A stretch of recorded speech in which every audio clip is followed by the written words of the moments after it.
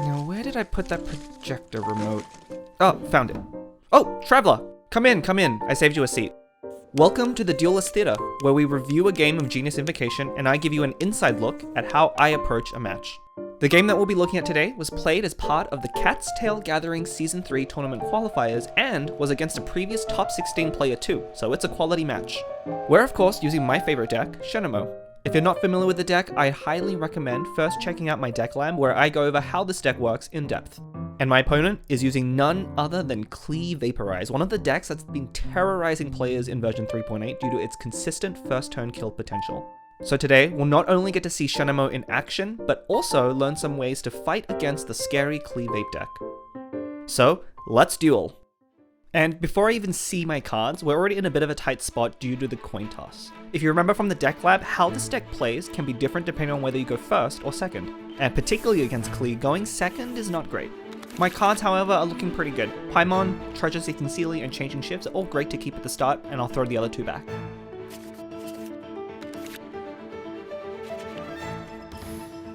And as expected, my opponent is going to lead on Mona, which is typically how the deck starts, but you'll notice I'm doing something very strange, which is starting on Kazuha, and there's a very good reason for this. Normally the deck would want to start with Shenhe, use her skill, and then start swirling, but if you do this going second, your opponent is immediately going to switch off of Mona, deny you that cryo application, and get a really big Vaporize onto your Shenhe. So by starting on Kazuha, I can soak up that first hit from Mona's skill, and then swap into Shenhe afterwards, and this is two things. First, it avoids the first turn kill, because Kazuha is the one carrying the Hydro Aura. And secondly, it allows me to follow up with Shenhe's skill directly onto Klee and apply Cryo to her, which is what I want for the deck. And that's exactly what happens. Our opponent leads on Mona's skill, I swap to Shenhe, they swap to Klee and immediately use her skill, and I counter with Shenhe's skill, followed by a charge attack from Klee.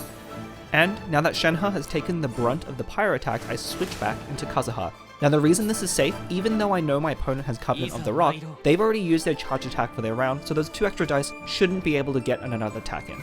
And as expected, they end their turn, so now it is my turn to use up those last two dice. Now, you may have been thinking I'm going to throw the Woven down here and use Kazuha's skill to start those swirls, but that's not the best play in this case because that would put me onto Shenhe and she would be vaporized by the Mona summon at the end of turn.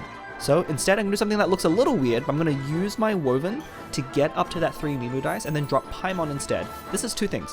One, it sets me up of course for rounds 2 and 3 later on, but more importantly, it lets me stay on Kazuha who already has Hydro applied and take another hit of Hydro. So you've actually seen in this very first round how crucial it is to play around those elemental applications. I was able to avoid all the Vaporizer reactions, denying my opponent at any chance of a first turn kill. So while I've already taken a bunch of damage and it looks like I haven't done much to the other side, I set myself up really nicely with the Treasure Seeking Sealy and Paimon for the next 2 rounds, and that's when I'm looking to pile on my damage. The Klee player of course has spent most of their cards and dice putting damage onto my characters without developing their own side of the board. So as long as I don't let them capitalize on that initial advantage, I'm going to be in a good spot. Now unfortunately my opponent has a pretty huge turn here, playing both Wind and Freedom and Pyro-Res, followed up by Klee's skill to one-shot my Kazuha from 8 health. This is kind of the power of the Klee Vaporize deck, which is so scary for many new players. But one of the things to keep in mind that it's usually not a big deal to lose one of your characters as long as they're not the centerpiece of your deck. If that had been Shenhe, I would have been in a really tough spot, but you saw how I was managing the damage early game and not putting her at any risk at the end of my turn. And so because of that, I put out Sucrose and they immediately switch off into Agent. This is a pretty common play you'll see from people who are familiar playing against Double Anemo, switch into a character with no aura applied to deny you the swirl. Of course, because they used up so many dice in their turn getting that one shot on my Kazuha, I now have a lot more dice than they do, and so we're both kind of swap stalling here until one of us passes the turn. Now, I definitely don't want to use Sucro's skill here because that puts them onto Mona, which gives them a free fast swap next round into that Klee burst, and that's one of the things I'm really thinking about at this point. Having that burst go down and not could be the difference between me winning and losing this game. So instead, I swap back onto Shenhe to threaten more cryo, and my opponent switches back into Klee. Of course, at this point, I could quick swap into Sucrose to force them back onto Pyro Agent, but I think in the end, it's better for me to deploy Shenhe's burst and deal damage to Klee while she is out. The lower I can get Klee now, the harder it will be for my opponent to eventually bring her out and use her burst.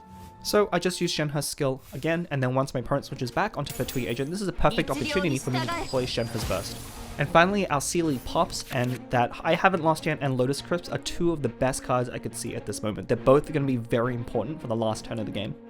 And of course, my opponent being out of dice is going to end their turn, and I of course have those changing shifts, which lets me swap for free onto Sucrose and use one of her skills.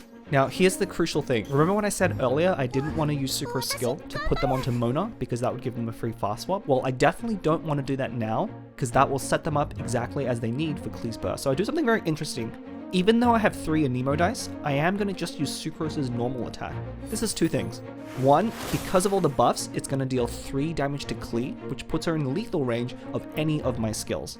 2, by using up that aura on Pyro Agent and sticking on him, the Shenhe burst will reapply Cryo at the end of the round, and now all of the opponent's characters have Cryo on it for next round. And at the start of round 3, my opponent's going to do the very obvious thing, which is swap off a Pyro Agent onto Mona so they can set up that Klee fast swap.